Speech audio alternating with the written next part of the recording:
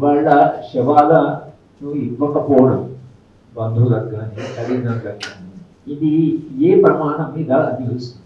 అది నైతిక ప్రమాణం కాదు, రాజ్యాంగ ప్రమాణం కాదు, ప్రజాస్వామ్య ప్రమాణం కాదు, అంతర్జాతీయ ప్రమాణం కాదు. సార్ చెప్పినట్లు సుప్రీంకోర్టు గైడ్ లైన్స్ ఉన్నాయి, నేషనల్ హ్యూమన్ రైట్స్ కమిషన్లో చాలా గైడ్ లైన్స్ ఇచ్చారు. ఎట్లా శవాలని అసలు వాటిని ఎట్లా గౌరవించాలి? శవాలను గౌరవించమనేది మన నాగరికతలోనే ఒక భాగంగా, నాగరికత ఎవాల్వ్ అవుతున్నది, అది పరిణామం చెందుతున్న క్రమంలో శవాన్ని మనం ఎలా గౌరవించాలి, దానం ఎలా చేయాలి అనే దానికి కూడా శాస్త్రాల్లో కూడా దానికి ఒక ప్రత్యేకమైన పద్ధతి ఉంటుంది. ఇది హిందూ ధర్మశాస్త్రం ప్రకారం కూడా, వాళ్ళు నమ్మే హిందుత్వ ప్రకారం కూడా ఇది నిలవదు. సార్ చెప్పినట్టు రామాయణం చదివితే రామాయణంలో రాముడు రావణ్ణి డెడ్ బాడీని ఎట్లా ట్రీట్ చేయాలి అనేటువంటి ఆయన చెప్పడం అనేది హిందూ.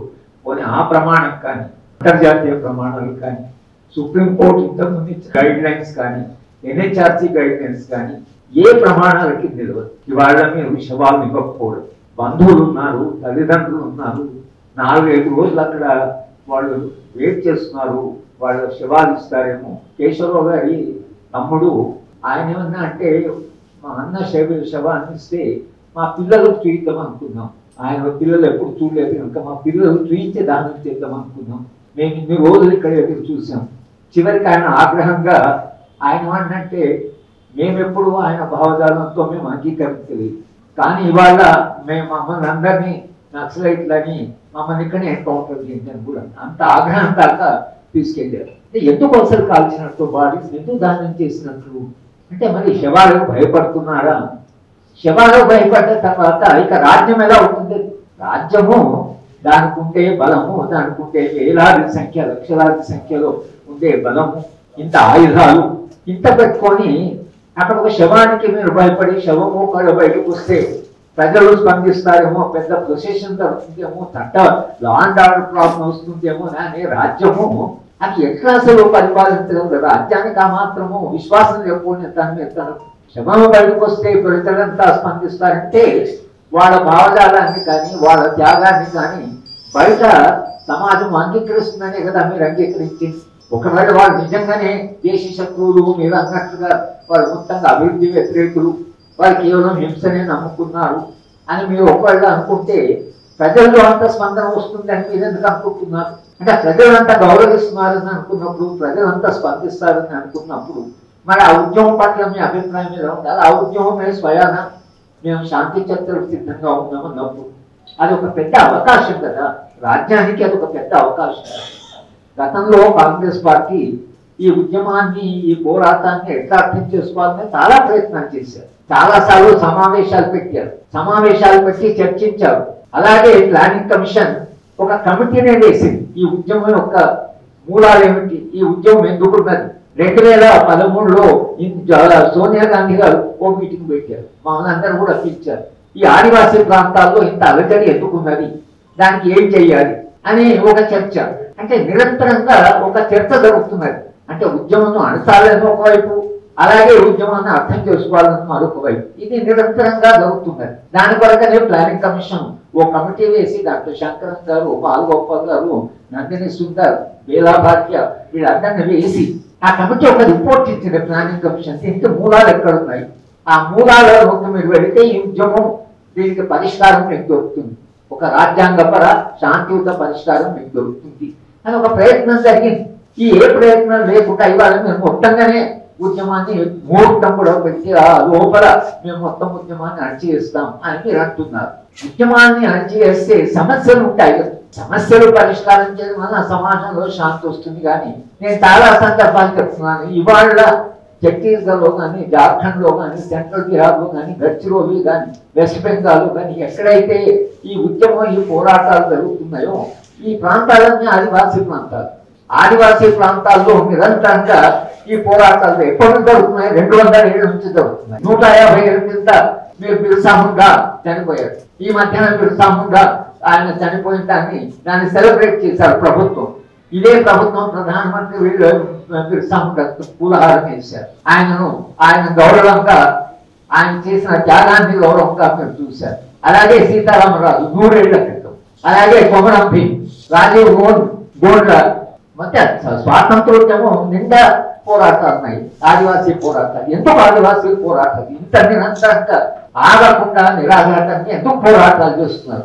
ఈ మాత్రం ప్రశ్న అడగలేదా ప్రభుత్వం? ఎందుకు పోరాటాలు ఉన్నాయి? ఈ పోరాటాలను ఎందుకంటే మీరు అడవిలోకి పోతున్నారు. అడవిలో విపరీతమైన సంపద ఉంది. ఆ సంపదను కొల్లగొట్టాలనుకుంటున్నారు. ఆదివాసీలు ప్రతిఘటిస్తున్నారు.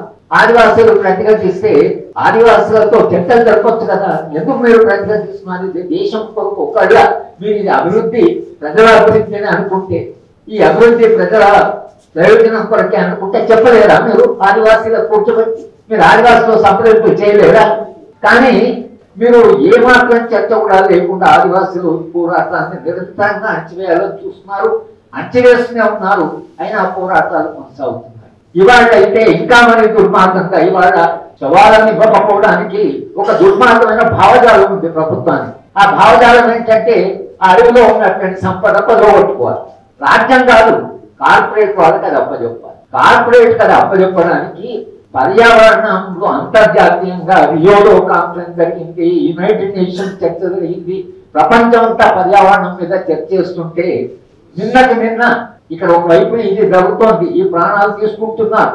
ఎన్విరాన్మెంటల్ డిపార్ట్మెంట్ మొత్తము పర్యావరణాన్ని కాపాడుకోవడానికి ఆ డిపార్ట్మెంట్ పెడితే మీరు మహారాష్ట్రలో 1,00,000 చెట్లను కొలగొట్టడానికి పర్మిషన్ ఇచ్చారు. ఇవాళ ఛత్తీస్గఢ్ లో 2 లక్షల చెట్లు కూలగొట్టాలి. ఇప్పుడు అక్కడ ఉన్న మీరు లక్షల చెట్లని కూలగొట్టొచ్చా? పర్యావరణ యొక్క ప్రమాణాలు ఏమయ్యాయి? ఎందుకు కూలగొడుతున్నారు? మనుషులు విపరీతంగా ఉష్ణోగ్రత పెరిగింది, గ్లేషియర్స్ ఇదవుతున్నాయి.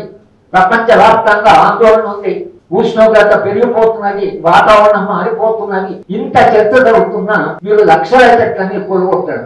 చెట్లను కొలగొడుతున్నారు, మనుషులను కొలగొడుతున్నారు. మనిషి ప్రతిఘటిస్తే మనిషిని తప్పుతున్నారు. చెట్టు అడ్డం వస్తే చెట్టును నడుపుతున్నారు. దేని కొరకు? ప్రశ్న ఏంటంటే దేని కొరకు మీరు చేస్తున్నారు? ఈ ఖనిజాలు తీసుకుంటారు, తీసుకొని ఏం చేస్తారు? కార్లు ఉత్పత్తి చేస్తారో మీరు వస్తువులు ఉత్పత్తి చేస్తారు. ఆ కార్లో ప్రయాణం చేయడానికి వాతావరణం ఉండాలి కదా. అసలు దేశంలో ప్రపంచంలో ఒక వాతావరణం లేకుండా మనిషి ఎట్లా బతుకుతాడు? మనుషులు విపరీతమైన సంక్షోభాన్ని ఎదుర్కోబోతున్నారు. ఇవన్నీ కూడా మీరు కాదని, వాతావరణం కాదు, పర్యావరణాన్ని కాదని, మనిషి యొక్క ప్రాణాన్ని కాదని, ఈ అభివృద్ధి మానవ వ్యతిరేకమని తెలిసి కూడా ఇంత దుర్మార్గానికి కొడగట్టడం ఏదైతుందో ఇది ప్రభుత్వ పాయింట్ ఆఫ్ వ్యూ నుంచి కూడా సమాజం యొక్క భవిష్యత్ దృష్ట్యా కూడా ఇది మంచిది కాదు. ప్రతిఘటించిన వాళ్ళని మీరు పంపుతున్నారు. వాళ్ళు మేము చర్చలు చేస్తామంటున్నారు. చర్చలు చేస్తే ఏం జరిగేది? వాళ్ళు ఒకళ్ళ చర్చలు పిలిస్తే, శాంతి చర్చ పిలిస్తే వాళ్ళు ఈ మాట చెప్పేవాళ్ళు, మీరు పర్యావరణాన్ని కాపాడండి, చెట్లను నడపొద్దు, ఒకవేళ మీరు ఖనిజాలను తోపాలంటే దాన్ని చాలా జాగ్రత్తగా తోకుంది, దాన్ని దేశ అభివృద్ధి కొరకే చేయండి, కార్పొరేట్లకు అప్పచెప్పకండి. శాంతి చర్చలు వచ్చేవి. మీ అభిప్రాయంలో మీరు చెప్పగలిగేవారు. కానీ శాంతి చర్చలే వద్దని, ఇంకా దానికి శాంతి చర్చలు చేస్తామన్న వాళ్ళని మీరు చంపేసి వాళ్ళకు కూడా వాళ్ళ శవాలను కూడా ఇవాళ ఇస్తే జనం విపరీతంగా వస్తారు.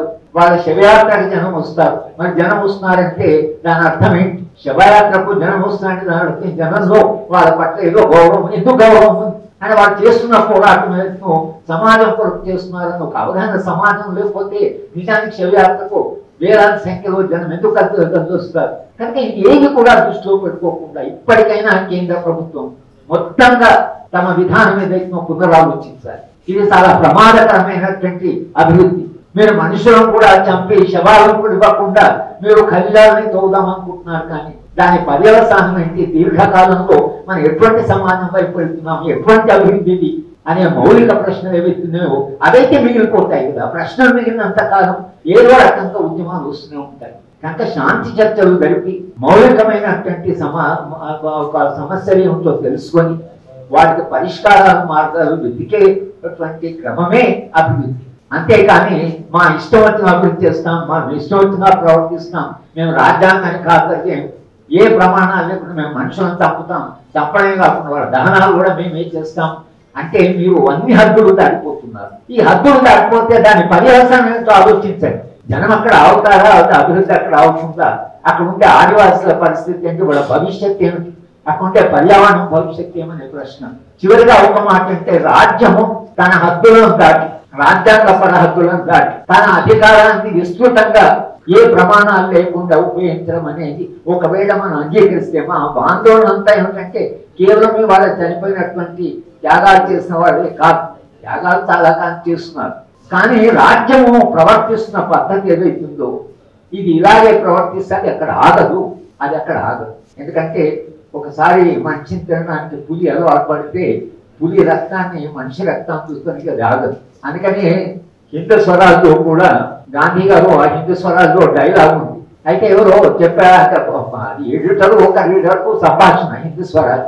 దాంట్లో ఒక సంభాషణ ఏంటంటే ఒకవేళ బ్రిటిష్ వాళ్ళు మారి వాళ్ళు మనల్ని బాగా పరిపాలిస్తాము అని ఒకవేళ వాళ్ళు మన వాగ్దానం చేస్తే మీరు స్వాతంత్రోద్యమం ఆగిపోతుందా అంటే గాంధీ గారు పులి తన స్వభావాన్ని మార్చుకుంటుందని మీరు మనం ఒప్పిస్తే నేను దానికి ఒప్పుకుంటాను. అంటే ఇది పులి స్వభావం ఏదైతుందో అది మారడం చాలా కష్టం. దానికి అందుకనే రాజ్యాంగము, రాజ్యాంగబద్ధము, చట్టబద్ధం ఇవన్నీ పెట్టించి దాన్ని కంట్రోల్ చేయడానికి.